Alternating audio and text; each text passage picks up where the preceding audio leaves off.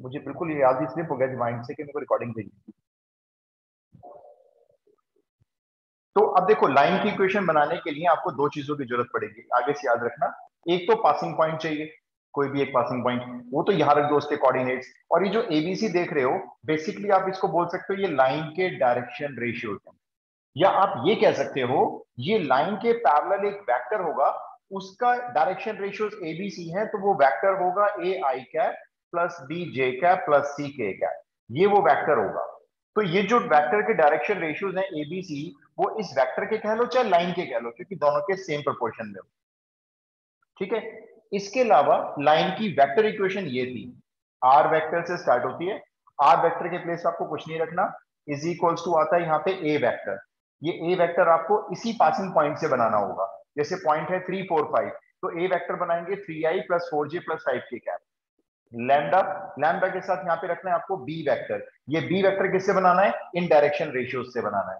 ये लाइन की vector equation है, राइट। तो ये दो फॉर्मूले थे हमारे पहले तो।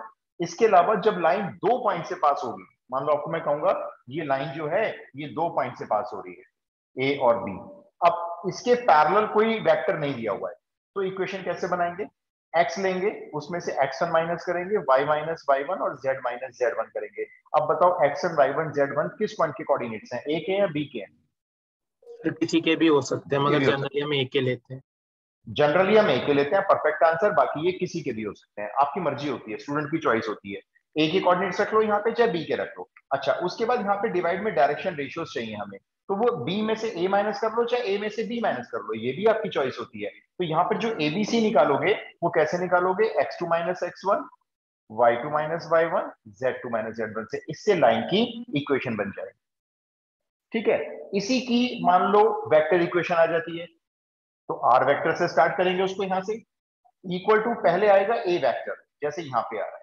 अब ये ए वेक्टर किससे बनाए भाई, हमारे पास तो दो दो पासिंग पॉइंट है, तो जिस मर्जी से बना लेना।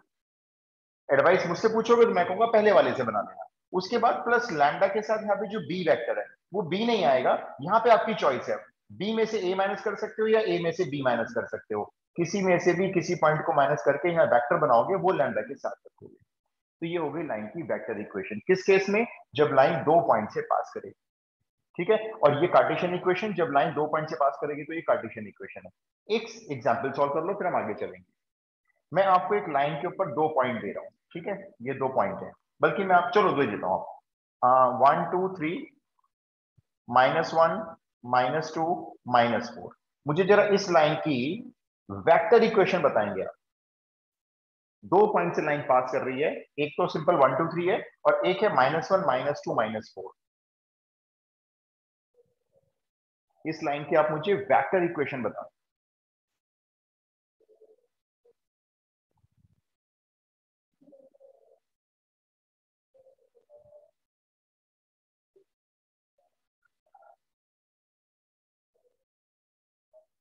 Done sir. बताओ शुभम, क्या बनाइए इक्वेशन जरा।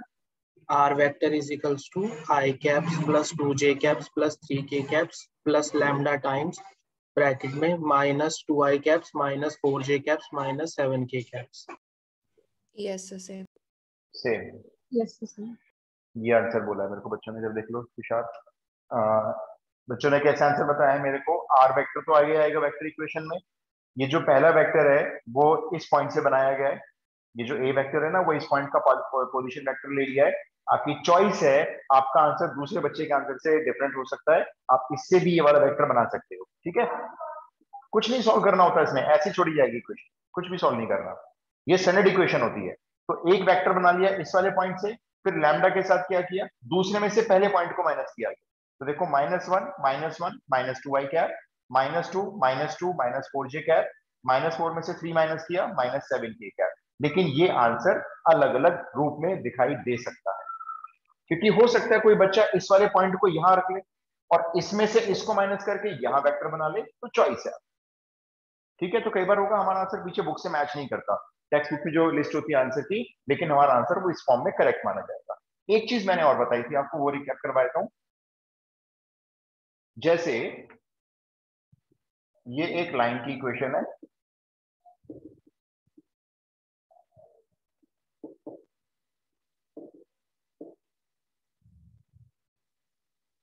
ये एक लाइन की इक्वेशन है। ये कार्टेशियन इक्वेशन है, वेक्टर इक्वेशन?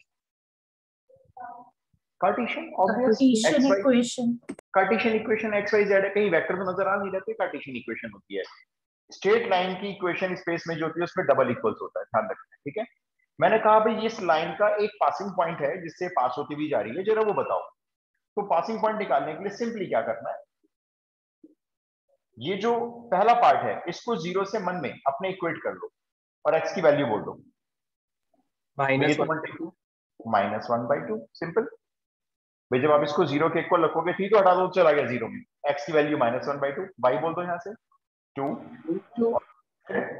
-5 9 +5, ध्यान से देखो,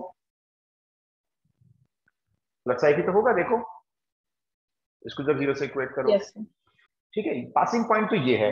अब मैं कहूंगा इस लाइन के पैरेलल या इस लाइन के अलोंग या इस लाइन के डायरेक्शन रेशियो, मैंने 3 भाषाएं बोली हैं, देखो। इस लाइन के पैरेलल एक वेक्टर बताओ, इस लाइन के अलोंग एक वेक्टर बताओ, या मैंने बोला इस लाइन का डायरेक्शन रेशियोज बताओ। ये मैं बातें अलग अलग बोल रहा हूं, मतलब सबका एक ही है। तो अब उसके लिए क्या करना होगा, डायरेक्शन रेशियोज आप नीचे देख सकते हो, ये है। तो क्या लिखूं, बोलो 3, 21, 5? No sir, 3/2 3 -5। इधर बच्चे ठीक बता रहे हैं। देखो जब मैं आपसे डायरेक्शन रेशियोज पूछूंगा तो आपको सबसे पहले ये देखना है कि ये लाइन स्टैंडर्ड फॉर्म में है या नहीं है, डायरेक्शन रेशियोज देखते वक्त। बाकी कोई जरूरत नहीं है। तो ये लाइन स्टैंडर्ड फॉर्म में नहीं है। कैसे नहीं है, एक्स का कोफिशिएंट 1 होना चाहिए, ये तो 2 है। यहाँ y का कोफिशिएंट 7 है, ये भी गड़बड़ है। यहाँ z का कोफिशिएंट -1 है, तीनों पार्ट में गड़बड़ है। तीनों पार्ट को हम वर्बली ठीक करेंगे और सीधा डायरेक्शन रेशियोज लिखेंगे। डायरेक्शन रेशियोज मैंने बताया था आपको, इन ब्रैकेट्स के बीच में लिख सकते हो। देखो ये 2 हटाने के लिए आपने क्या करना है, ऊपर नीचे दोनों को 2 से डिवाइड करना है, इसको भी और इसको भी। ऊपर क्या आएगा सिर्फ वर्बली बताओ, ऊपर अगर डिवाइड 2 करेंगे x + 1/2 +1/2 और नीचे क्या आएगा 3/2 5, हमारा फर्स्ट डायरेक्शन रेशियो। अब जरा इसके बता दो, y -2/3 नीचे देखना है डायरेक्शन रेशियो, नीचे 3 आ जाएगा। इसके बता दो -5 -5, क्योंकि इसमें तुषार हम डिवाइड करेंगे ऊपर नीचे -1 से, तो ऊपर तो ठीक हो जाएगा और नीचे -5 आ जाएगा। ये आपके डायरेक्शन रेशियो। फिर मैंने जाते जाते ये बताया था, आप चाहो तो डायरेक्शन रेशियोज को सिंपलेस्ट फॉर्म में बना सकते हो, चाहो तो। जैसे ये by2 है ना, अगर मुझे by2 खत्म करना है तो मेरे को तीनों को 2 से मल्टीप्लाई करना पड़ेगा, लेकिन तीनों को। तो ये 3 हो जाएगा, ये 6 हो जाएगा, ये -10 हो जाएगा। ऐसा करना चॉइस है, मैंने इसमें और लिखा है, नहीं करना है मत करो। अगर ये फ्रैक्शन में आ रहे हैं, मान लो डायरेक्शन रेशियोज मान लो फ्रैक्शन में आ रहे हैं, तो आप चाहो तो इसको सिंपल नंबर्स या इंटीजर्स में कन्वर्ट कर सकते हो, मल्टीप्लाई करके इस नंबर से। अच्छा चलो बताओ, अगर यहाँ पे 3 होता और यहाँ पे 2 है, तो बताओ किससे मल्टीप्लाई करते, 6 से करते, 6 है ना। इस तरह से कर सकते हो, कंपलसरी नहीं बोलूंगा मैं। इतना क्लियर हो गया, रिकैप हो गया। हम आगे चलते हैं।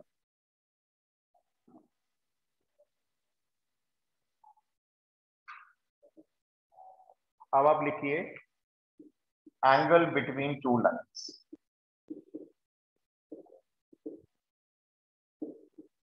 Angle between 2 lines next concept आएगा इक्वेशन के बाद।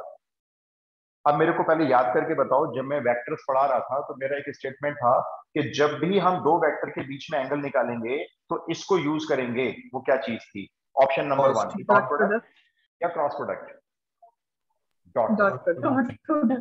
राइट। तो अब यहाँ पे हमें डॉट प्रोडक्ट यूज करना है 2 लाइन के बीच में एंगल निकालना। अच्छा देखो, ये मान लो एक लाइन ऐसे जा रही है, ठीक है, ये लाइन नंबर 1 है।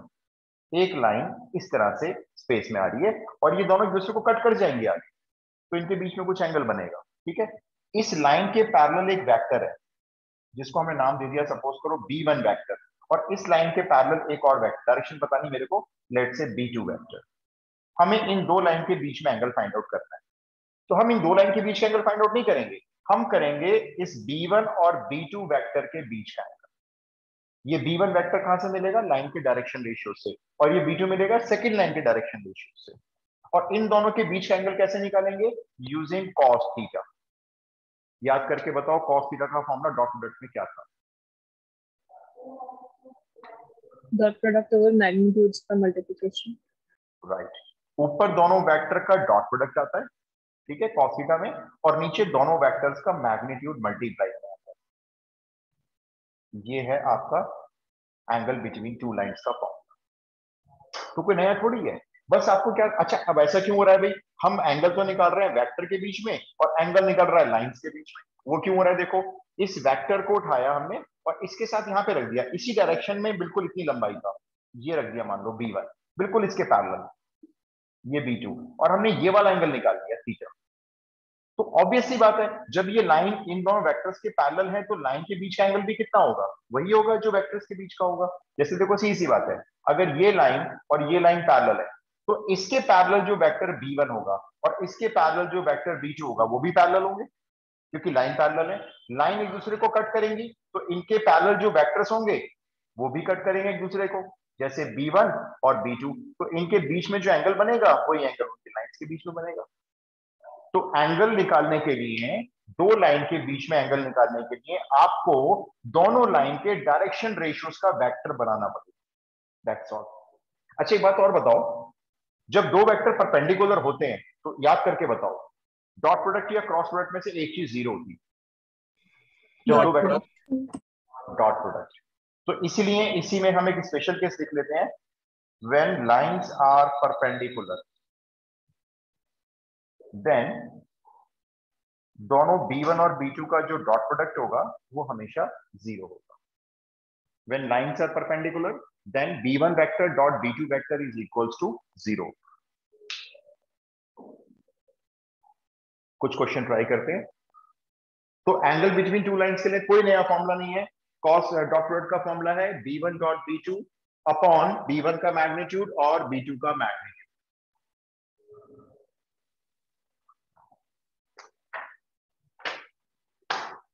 लिखिए क्वेश्चन,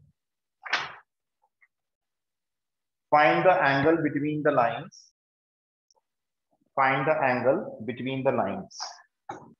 लाइंस की इक्वेशन आप नोट करो।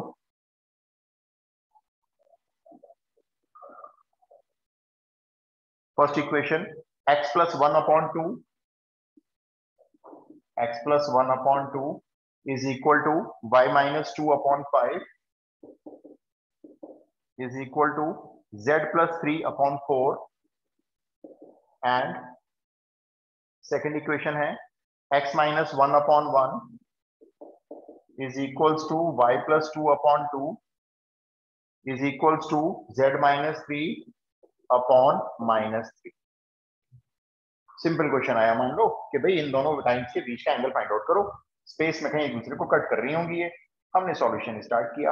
आपको फर्स्ट लाइन को सबसे पहले देखना है वो स्टैंडर्ड फॉर्म में है या नहीं है, चेक करो। स्टैंडर्ड फॉर्म में है, हर पार्ट को चेक करो, यस स्टैंडर्ड फॉर्म में है, तो ये इसके डायरेक्शन रेशियोज हो गए, कुछ करने की जरूरत नहीं है। इससे बना लो अपना आप b1 वेक्टर जो इस लाइन के पैरेलल वेक्टर जा रहा है, वो बन गया आपका 2i cap plus 5j cap plus 4k cap, ये बन गया b1।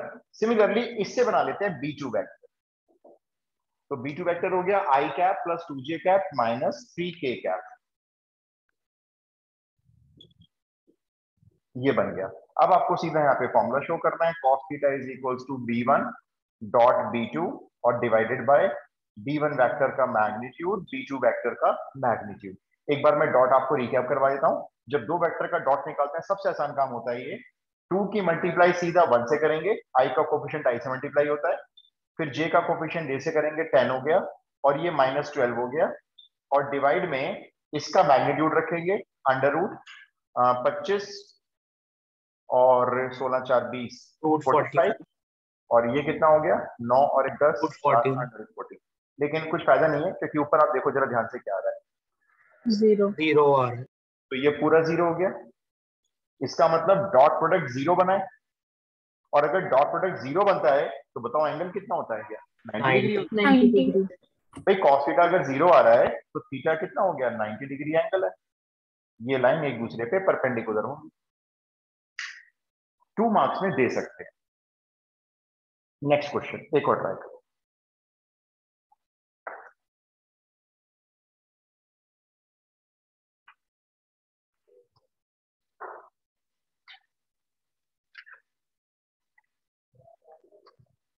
लाइंस की इक्वेशन लिखो,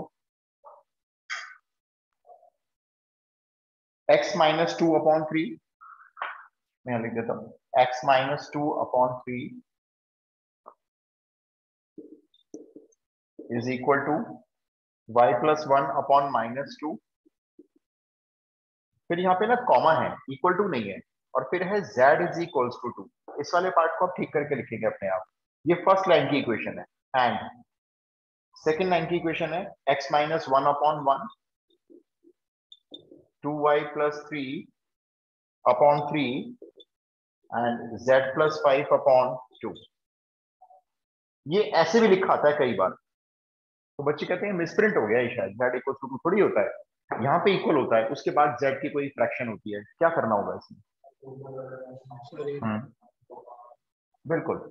देखो इसको ना आप ऐसे लिखेंगे, मान लो आपने सॉल्यूशन में इसको करेक्ट फॉर्म में लिख के दिखाना है, तो x माइनस 2/3 ओके है, y प्लस 1/-2 भी ओके है।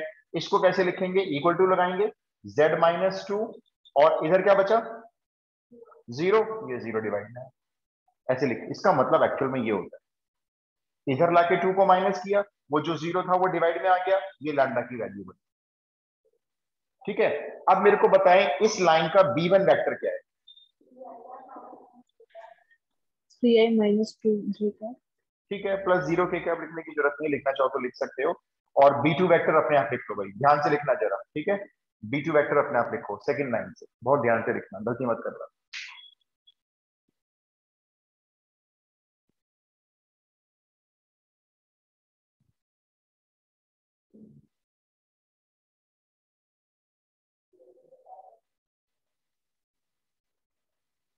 हो गया?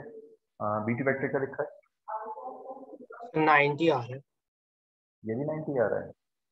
ये Yes. देखो बी वेक्टर चेक करना, यही है क्या b वेक्टर? Yes sir, 90 है। Yes Yes.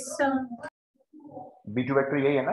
बिल्कुल ठीक किया आपने। इसका मतलब Yes. आपने यहाँ पे ध्यान से देखा होगा तो यहाँ y का कोफिशिएंट 2 दिया हुआ है, तो बस सीधा सीधा 2 डिवाइड में चला गया नीचे, तो बस ये 3/2 बनाना है, बाकी सब ठीक था। तो बस ठीक है, अब उसके बाद आपने फॉर्मूला शो करना है, cos theta equals to b1 dot b2, नीचे दोनों का मैग्नीट्यूड। अगर ये 0 आ रहा है पहले चेक कर लिया करो, 3 फिर -3 और +0, तो नीचे कैलकुलेट करने की जरूरत नहीं है, ना ही दिखाने की जरूरत, ऐसे ही छोड़ दिया करो। एंड इक्वल टू 0, क्यों टाइम वेस्ट करें बेकार इसमें? तो इससे भी एंगल बन रहा है आपका 90 डिग्री। आगे चलते हैं, कोई डाउट है तो पूछो भाई, कोई डाउट? ठीक है, नेक्स्ट क्वेश्चन, क्वेश्चन नंबर 3 लिखें। मैं आपको 2 लाइन की क्वेश्चन दे रहा हूं, पहले वो लिख लो। x is equals to ay plus b, comma z is equals to cy plus b। ये एक लाइन की इक्वेशन है, स्टैंडर्ड फॉर्म में नहीं है, लिखना पड़ेगा हमें खुद ही। एंड दूसरी इक्वेशन है x is equals to a dash y plus b dash, comma z is equals to c dash y plus d dash are perpendicular. Question कह रहा है ये दोनों परपेंडिकुलर लाइंस हैं, देन प्रूव दैट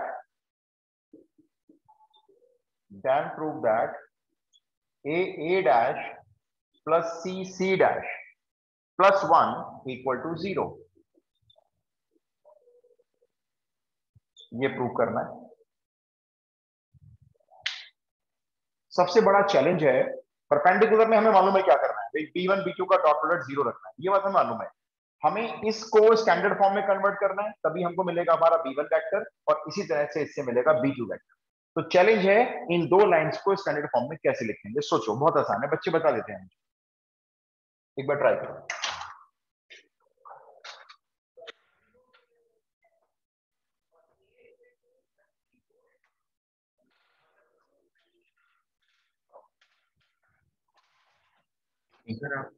मैं अभी दे रहा हूँ आपको, बस एक ले आता हूँ। जी सर, ये इसमें भरी हुई है सर। अच्छा, थैंक यू सर, मैं भी दे रहा हूँ आपको सर।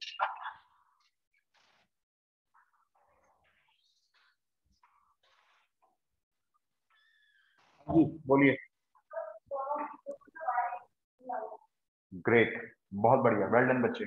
बहुत कम बच्चे बता पाते हैं, देखो आपने बता दिया। लेकिन फिर मेरे को आंसर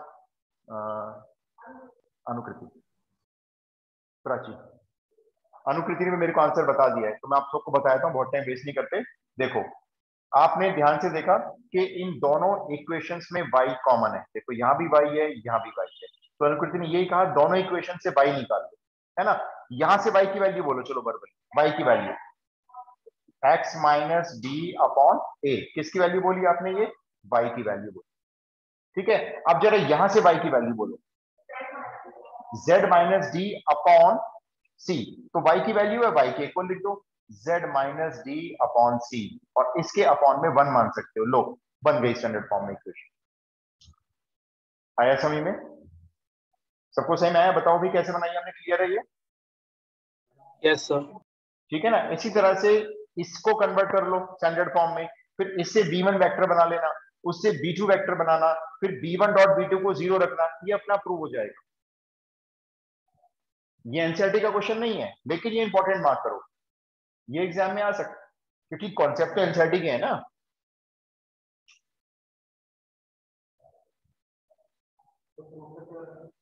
इन जब b1 और b2 बना लेंगे, उन दोनों का डॉट प्रोडक्ट निकालेंगे, 0 के इक्वल रखेंगे।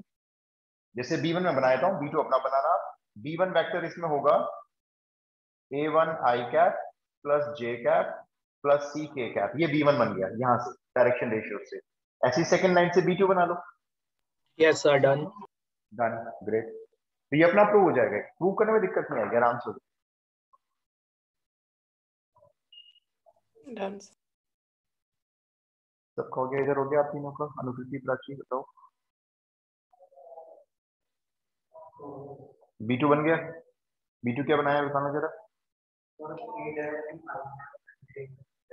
बिल्कुल, बस वो इसी में होगा, उसमें डैश लगेगा, ये a है, a dash I cap plus j cap plus c dash k cap. फिर आपको यहाँ पे ऐसे लिखना है, b1 और b2 का डॉट प्रोडक्ट हम 0 लेने जा रहे हैं, परपेंडिकुलर बोला जा रहा है क्योंकि हमें, तो a मल्टीप्लाई a डैश से होगी, 1 मल्टीप्लाई 1 से हो गया, and c multiply c dash से हो गया, एंड इक्वल्स टू, बस हो गया, लो प्रूफ।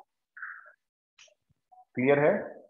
तो छोटी सी बात ये, इन क्वेश्चंस को देने का पर्पस यही है कि लाइंस अगर ऐसे भी आ जाए तो आप उनको स्टैंडर्ड फॉर्म में लिख सकते हो। ठीक है, नेक्स्ट क्वेश्चन रब कर दूं ये, find the value of lambda, find the value of lambda if the lines are perpendicular. Same concept का क्वेश्चन होगा, find the value of lambda if the lines are perpendicular. मैं आपको 2 लाइन की question दे रहा हूं और दोनों लाइन को परपेंडिकुलर हैं, तो आपको मुझे लैम्डा की वैल्यू बतानी। तो पहले मैं आपको देता हूं एनसीईआरटी का क्वेश्चन, इसमें फर्स्ट पार्ट डालते हैं, लाइन की क्वेश्चन मैं आपको देता हूं, लिखो 1 minus x upon 3 is equal to 7y minus 14 upon 2 lambda is equals to z minus 3 upon 2। ये फर्स्ट लाइन हो गई। एंड सेकेंड लाइन की क्वेश्चन नोट करो, 7 minus 7x upon 3 lambda is equal to y minus 5 upon 1 and again is equals to 6 minus z upon 5। इसके आप यहां पे लिख सकते हो, ये एनसीईआरटी का क्वेश्चन है। लैम्डा की वैल्यू चाहिए, दोनों लाइन परपेंडिकुलर है, आपने करना वही है जो अभी किया है, इसका b1 वेक्टर लिखना है, इसका b2 वेक्टर लिखना है, दोनों का डॉट प्रोडक्ट निकालना है, इक्वेट करना है 0 से, करके दिखाओ। b1 वेक्टर को लिखते वक्त बड़ी सावधानी की जरूरत होती है।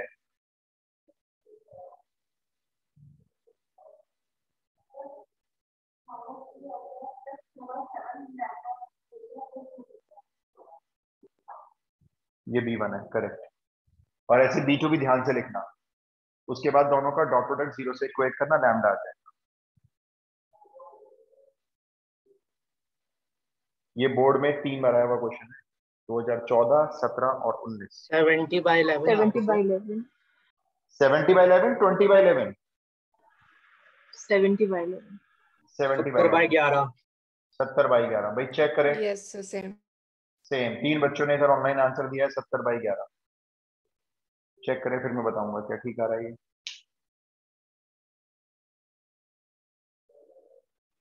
70/11।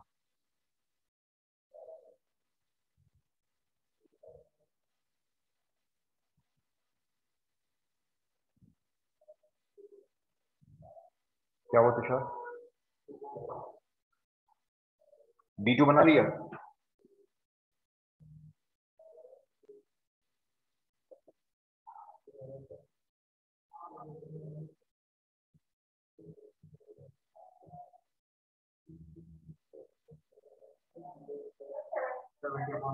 ठीक है जी, यही आ रहा है। परफेक्ट आंसर जी, मैच हो गया कई बच्चों का आपस में। अब मैं बुक में भी चेक कर लेता हूँ। 70/11 आंसर है। ये आंसर एकदम करेक्ट है। रांची हो गया। अब इसी का सेकंड पार्ट लिखो, 2 कर लेते हैं ना कम से कम। ये तो एनसीईआरटी का हो गया, एक और कर लो। सेम क्वेश्चन है, लैम्डा की वैल्यू दे देना मेरे को। इक्वेशन नोट कर लो, x - 5 upon 5 lambda plus 2 is equal to 2 - y upon 5 is equal to 1 - z upon -1। And ये फर्स्ट लाइन थी। अब second line, x upon 1 is equal to 2y + 1 upon 4 lambda, 2y + 1 upon 4 lambda again is equals to 1 - z upon -3। Same question है, दोनों line perpendicular है, lambda की value चाहिए। ये एक ही बार आया बोर्ड पे।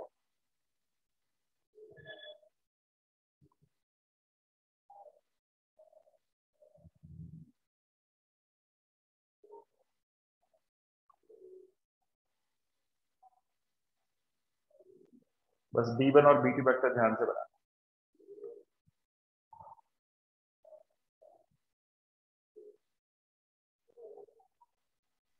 1 1 1 ओके, 1 आ रहा है। यस ओके सर, बच्चों, 1। भाई ठीक है, फिर तो कई बच्चों का मैच हो रहा है। 1 तो 1 ही आंसर होना चाहिए। चेक करते हैं। 23rd क्वेश्चन, 1 आंसर आ रहा है, करेक्ट। Lambda is 1। एक थर्ड पार्ट और करना है इसका। 1 आ रहा है, ठीक है जी। प्राची नहीं हुआ भाई, मेरे को इधर बता दो ऑनलाइन में, अगर किसी को नहीं आ रहा है आंसर या क्लियर नहीं हुआ तो मैं एक्सप्लेन कर दूंगा, मुझे बता दो। लेकिन भाई मैं बिना उसके कैसे करूंगा। एक और दे रहा हूँ अभी इसका, ऐसा एक और इक्वेशन नोट कर लेना।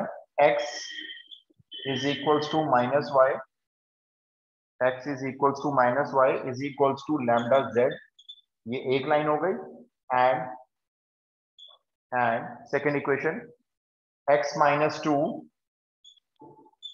Is equals to 2y + 1 is equal to -z + 1।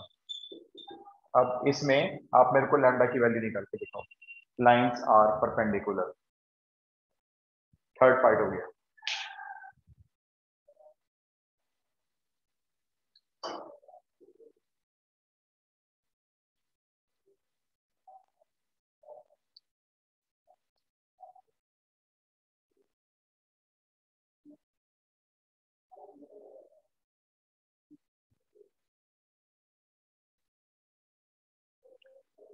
B1 vector बना लिया? B1 वेक्टर चेक करवा देना एक बार जरा। 2 आई कैप, अच्छा जी, गलत हो जाएगा। हाँ, क्योंकि देखो इसके नीचे 1 मानेंगे ना हम तो जब लैम्डा से डिवाइड करेंगे तो ये होगा 1/λ के कैप, इसलिए मैंने कहा ध्यान से Sir, करो। answer is the answer 2. yes answer 2, just correct है जी, लैम्डा 2 ही आ रहा है। बस B1 B2 वेक्टर बनाते वक्त थोड़ी सी सावधानी रखिए, थोड़ा सा स्लो मोशन में चल सकते हो, धीरे धीरे चलो, देख लो ध्यान से डायरेक्शन रेशियोज। जहां x नजर आता है वहां कोई दिक्कत नहीं होती, बस ये 1 हो गया, यहाँ थोड़ा दिक्कत है, वो दिक्कत है थोड़ी सी लास्ट में। लैम्डा की वैल्यू 2 आ रही है, एकदम करेक्ट आंसर है। जल्दी करें भाई सब लोग, नेक्स्ट आगे चलते हैं फिर।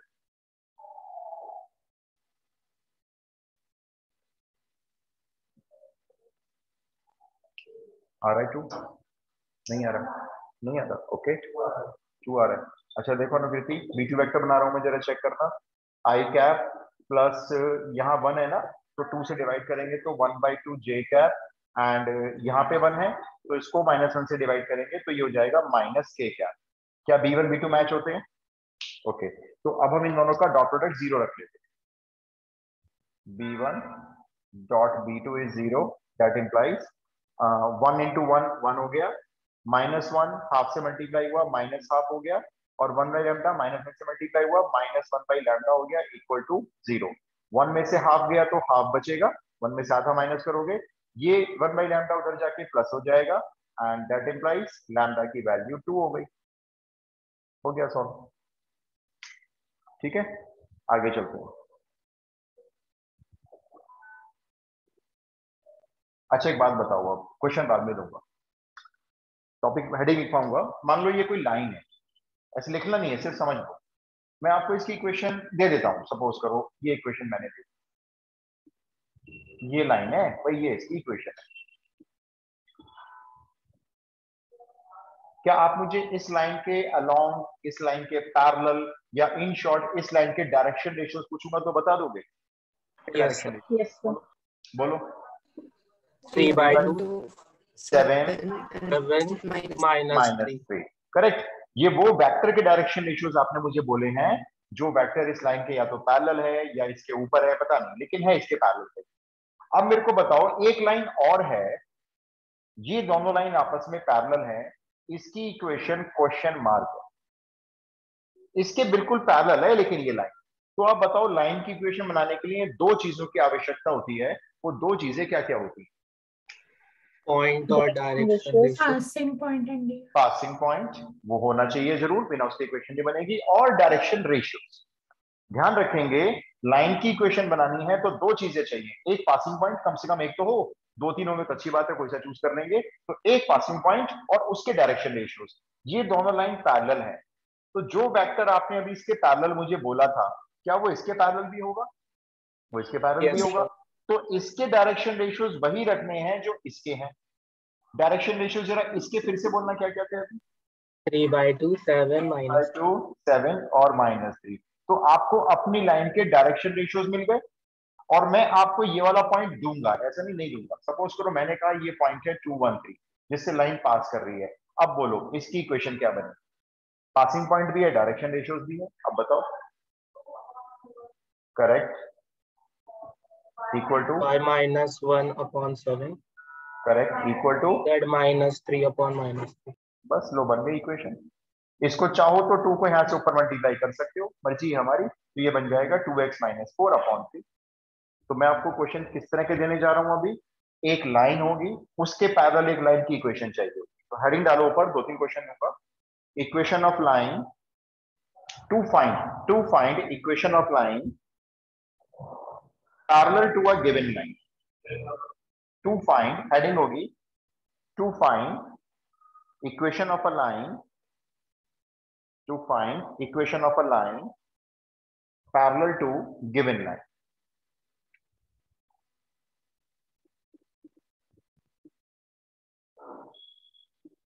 To find equation of line parallel to given line, ये हमारी हेडिंग होगी।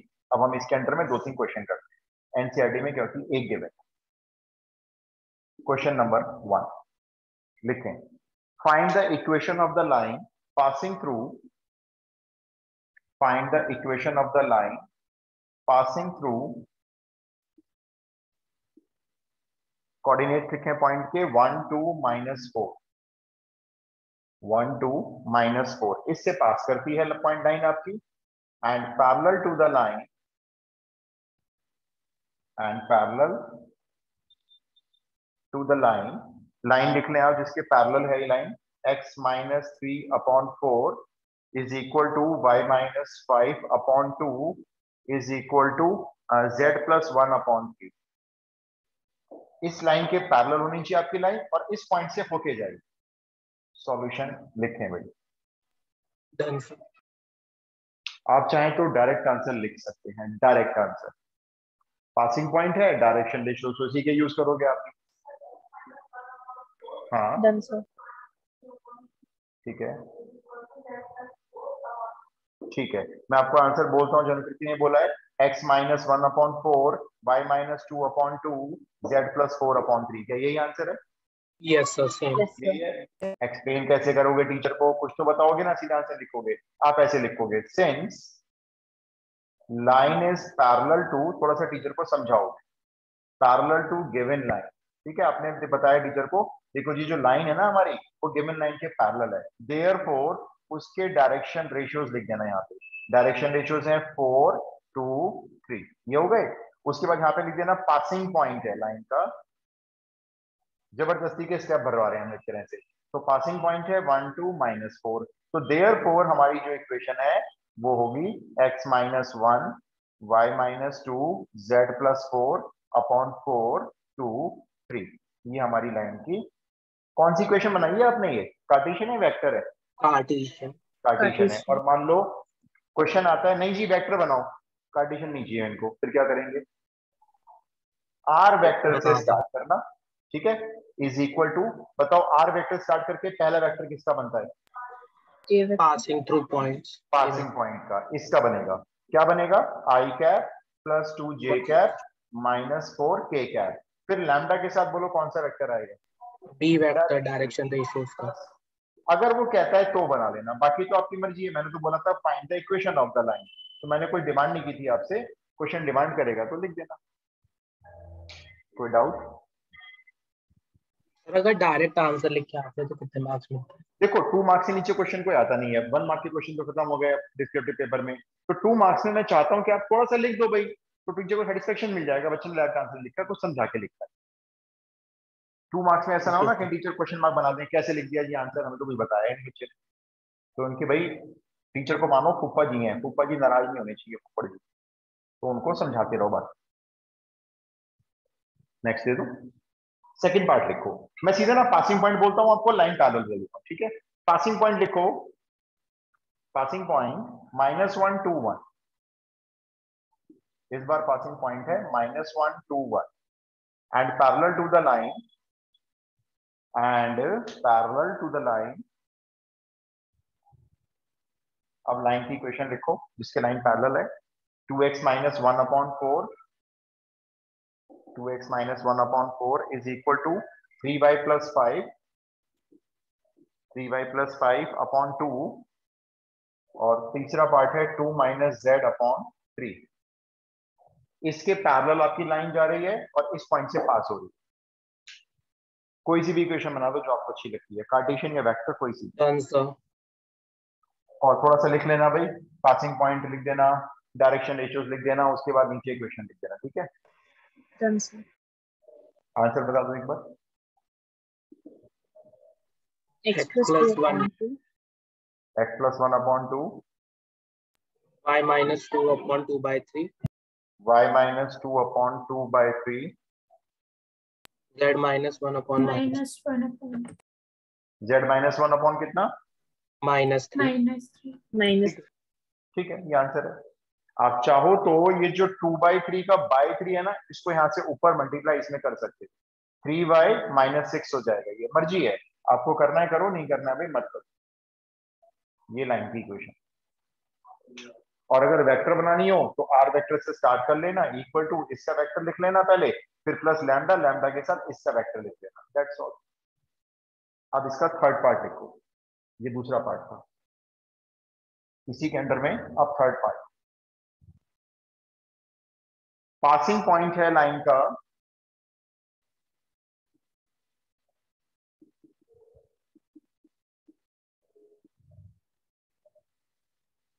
-2, 3 and parallel to the line,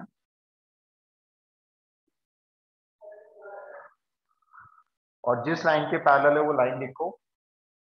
इस बार लाइन वेक्टर फॉर्म में दे रहे हैं, देखो ये r vector equal to i cap minus 2j cap plus k cap, फिर प्लस लैम्डा, लैम्डा के साथ वेक्टर है 2i cap plus 3j cap minus 5k cap. तो इस बार आप देख लो लाइन किस वेक्टर के पैरेलल होगी आपकी।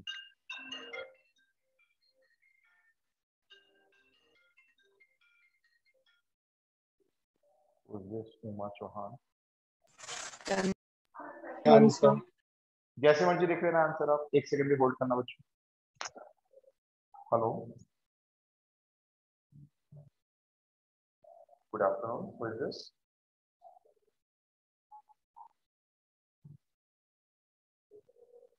हाँ ब्रजेश्वर, हाँ ब्रजेश्वर बताओ बेटा, सुन रहा हूँ।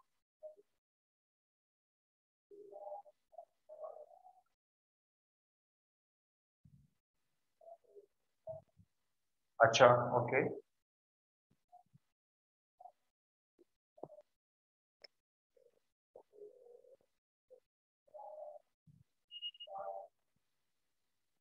ब्रजेश्वर मैं भी ना क्लास में बैठा, मैं आपको दोबारा कॉल करता हूँ। Okay okay.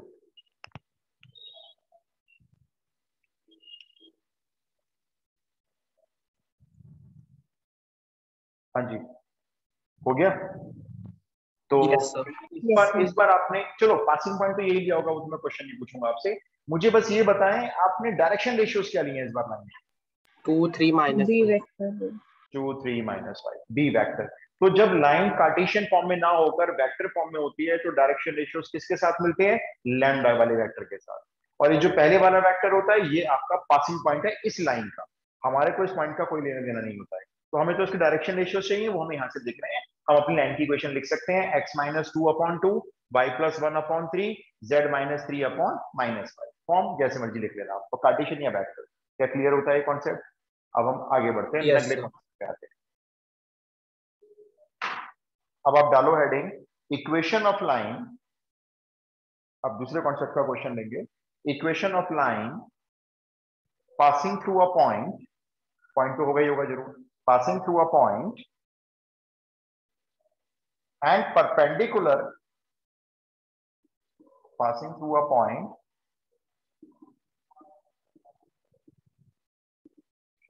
and perpendicular to the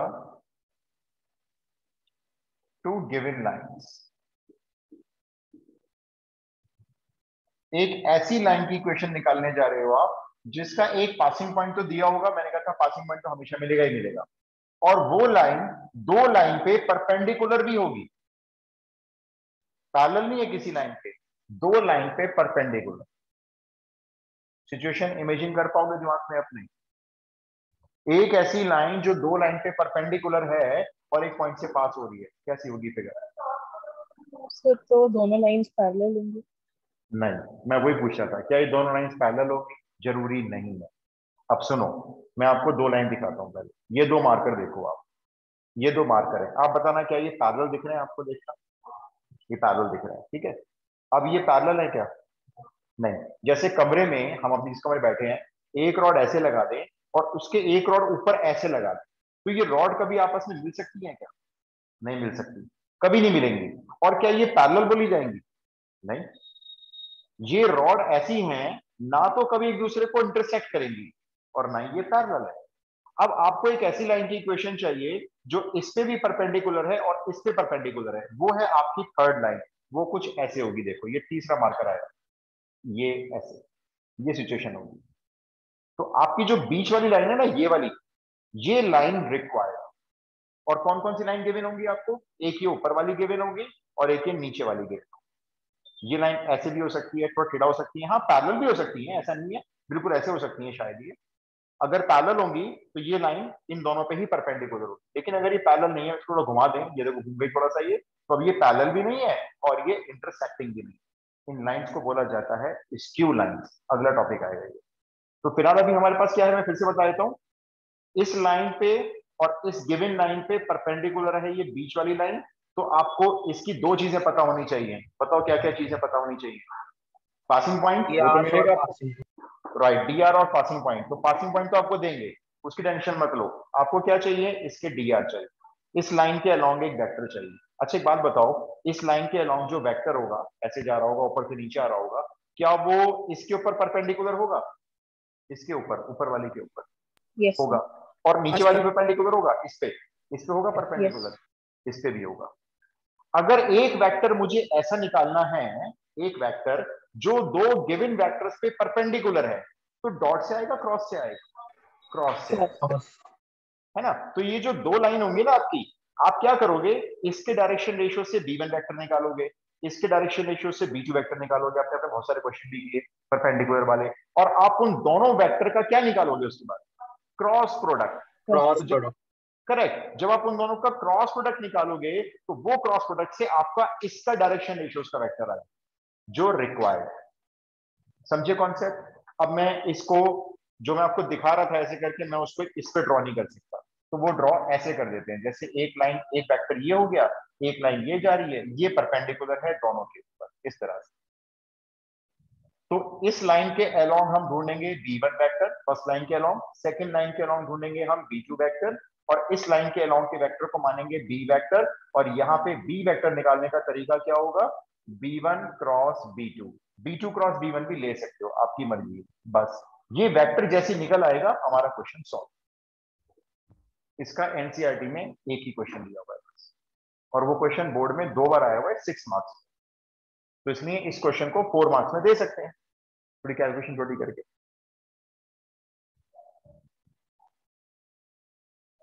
clear है, बताएं भाई, तुम आगे चलो। Yes, sir. Yes. ओके, लिखिए फाइंड द, बस एक क्वेश्चन कराया था, फिर परसों कर लेंगे शायद। अरे आज मैं लेट क्या हो गया, एक छोटा सा पप्पी, बहुत छोटा सा स्ट्रे डॉग था, उसको किसने पेड़ से बांध रखा, पता नहीं कौन बांध के चला गया, और मोटी सी वो प्लास्टिक की रस्सी थी, और फिर वो जाऊं तो मेरे को भौंकने लगा, वो उसको लगा मैं उसको मारने आ रहा हूँ, मेरा हेलमेट वेलमेट उतारा, मैं मास्क उतारा, फिर थोड़ा सा उसको प्यार किया, हल्के हल्के वैसे, बेटे चुप हो जा, फिर उसने पास आने दिया, उसको खोला, अब उसको फिर जाते देखूंगा कहाँ गया वो, फिर बांध के चला गया। बताओ यार, लोग भी कैसे निकम्मे होते हैं। हाँ जी, तो क्वेश्चन लिखिए, find the equation of the line passing through, अब पासिंग पॉइंट लिखो भाई, तुम लोग भी हंस रहे होंगे मैं कैसी कैसी बातें बताते रहते। पासिंग पॉइंट है 1 1 -3, ये तो पासिंग पॉइंट है लाइन का, ठीक है, तो मिल गया आपको। And perpendicular to the two lines, and perpendicular to the lines ही लिख लो चाहे, टू द लाइंस। अब वो लाइंस की इक्वेशन लिखो, r vector is equals to i cap plus lambda, lambda के साथ वेक्टर है 2i plus j minus 3k, और दूसरी लाइन लिखेंगे r vector is equals to 2i plus j minus k plus mu, mu के आगे i plus J plus के। इन दोनों पे लाइन परपेंडिकुलर है और इस पॉइंट से पास करती है, ठीक है। अब आप सॉल्यूशन स्टार्ट करें, मैं बोलता हूं। सबसे पहले आप सॉल्यूशन में लिखें let b1 vector, let b1 vector, first line का b1 वेक्टर बोलो भाई, फर्स्ट लाइन का 2i caps plus j caps minus 3k caps. ठीक है, 2i cap plus J cap minus 3k cap.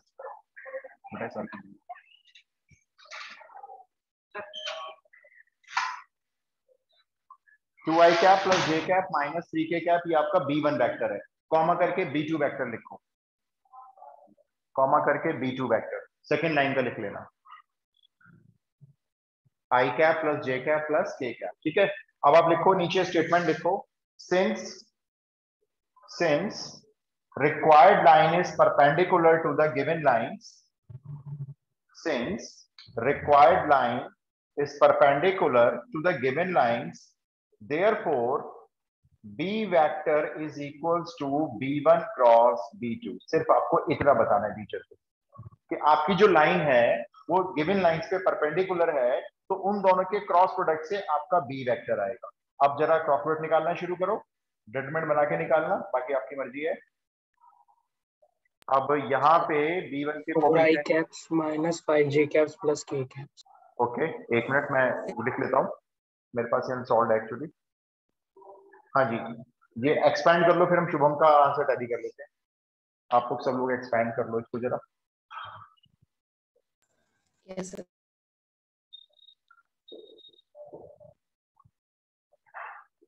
देखना यही आ रहा है क्या B vector, Yes, sir. 4i cap minus 5j Yes. Cap plus k cap. लो, हो गया क्वेश्चन सॉल्व।